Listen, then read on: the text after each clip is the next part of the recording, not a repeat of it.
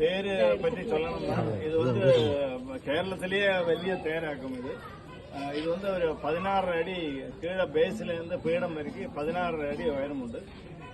கேரளத்தில் வச்சு ஏற்றவும் വലിய தேராகும். இப்ப நம்ம பழைய தேர் எப்படி இருந்ததோ அதுல இருந்து மாற்றமே இல்லாக்கி அதேபடி நம்ம வந்து தேர் பண்ணியிருக்கோம். அதுக்கு வந்து ஸ்தபதியை தான் சொல்லலாம். அந்த வேலை செய்தவாள் எல்லாருக்கும் தேங்க்ஸ்.